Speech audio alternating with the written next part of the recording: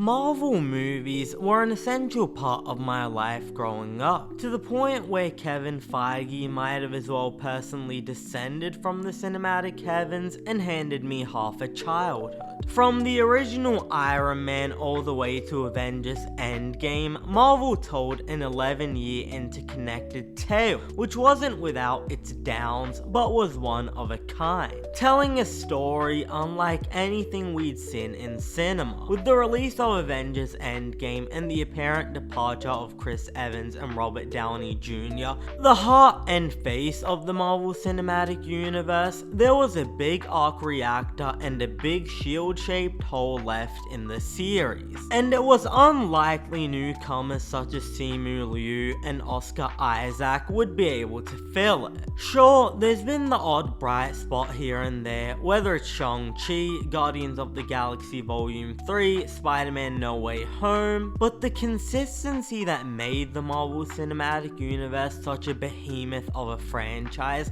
was no longer there. To get to the good stuff, you had to labor through Ant-Man and the Wasp: Quantumania and Eternals, which no movie fan should be asked to do. I pay to watch a good movie. I shouldn't have to pay to watch 5 bad movies just to get to one alright one. But if doing so gets us a movie like Thunderbolts, I won't say it makes up for it, but it's at least a good start. Because Thunderbolts feels like the first truly great Marvel movie in a long time, which might sound strange considering that Deadpool and Wolverine was only 2 projects ago, but that particular project always felt more indebted to the Fox men and the Deadpool creative team than it did to the Marvel Cinematic Universe we know and love, or at least we used to. Thunderbolts is the first great Marvel movie in a while which has the DNA of the Marvel we fell in love with in the first place. It's not a bold reinvention of the series. Instead, it evokes the Marvel Cinematic Universe's strongest adventures, and that just might be its greatest strength. The entire movie feels like a hug from a long-lost friend, one which leaves you feeling hopeful about the future of this series once again. Uniting together a team of anti-heroes such as Bucky, Yelena Belova, US Agent, Red Guardian,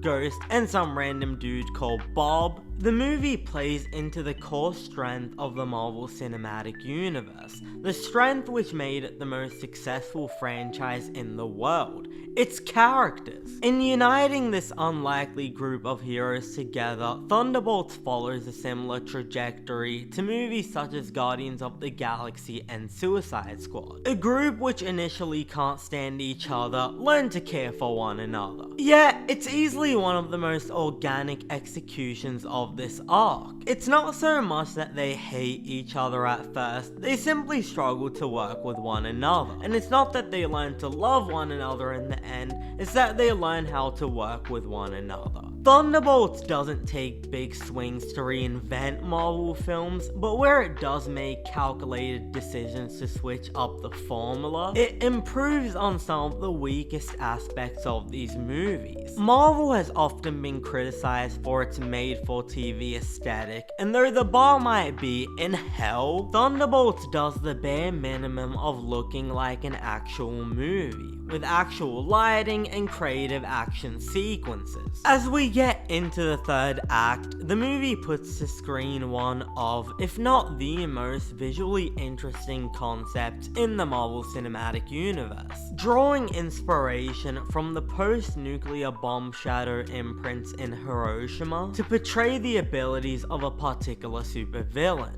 As good as the set pieces are, I found myself even more impressed with director Jake Schreier's handling of conversational scenes, which he does better than just about any Marvel director. I shouldn't be too surprised considering he directed Beef, one of my favorite limited series ever made, but he just has a great grip on the small character work. If one of the characters is talking, he'll occasionally pan to a small visual reaction or a glance between 2 characters, and just one glance can tell you so much about what one person thinks of another. Jake Schreier did say that upon meeting Kevin Feige, one of the first things he told him was to make this movie feel different. and I can say he definitely succeeded. The director of The Substance turned down the Black Widow directing gig after she was told not to worry about the action sequences because another team would be taking care of those, which is quite an outrageous thing to say to a director of a movie. Hopefully the producers at Marvel are actually letting their directors, direct, because this movie feels like a cohesive vision visually.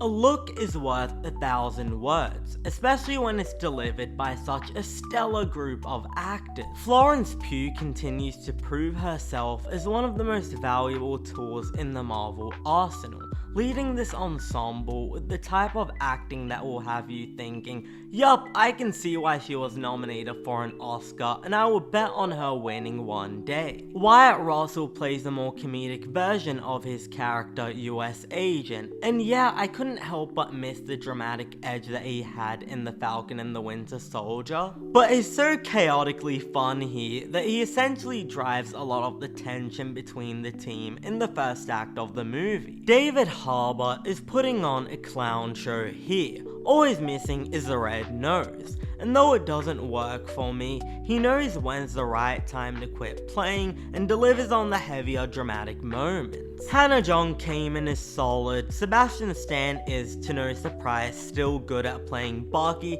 but for me, this is Louise Pullman's movie. As Bob, who later comes to be known as the powerful Sentry, who's essentially Marvel's answer to Superman, he not only walks away with this movie in his back pocket, he delivers, and I'm not exaggerating when I say this, one of the best performances in the history of the MCU. Florence Pugh got rightfully clowned when she said that this movie would basically be an A24 movie, and while that isn't true, Louise Pullman's performance in specific feels like it belongs in one of those films. It feels strange to say considering the usually predictable nature, but this is one Marvel movie I'm eager not to spoil. Thunderbolts goes to some genuinely interesting and unexpected places. Without getting into the nitty-gritty, the third act feels less like a bombastic run-of-the-mill Marvel film, and instead transforms into an effective exploration of mental health that I was surprised to find in a Marvel movie. There might be a few which leave the theater disappointed at the lack of a traditional large-scale third act action sequence, but in the scope of a franchise which too often adheres to formula, I found it incredibly refreshing.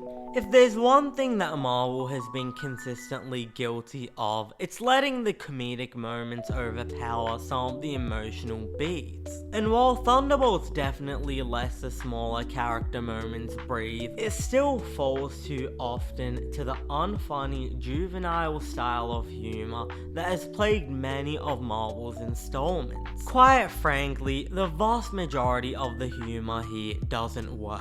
Thankfully, the character work does a lot of the heavy lifting, and when the movie reaches its emotional conclusion, it sings. And for that, I'm giving this one an 8 out of 10. Thanks for watching. If you enjoyed this video, be sure to hit the like button and subscribe to the channel for weekly movie and TV reviews. And if you've had the chance to watch Thunderbolts, let us know what you thought about it in the comments below. I'm Cinemike, and I'll see you next time.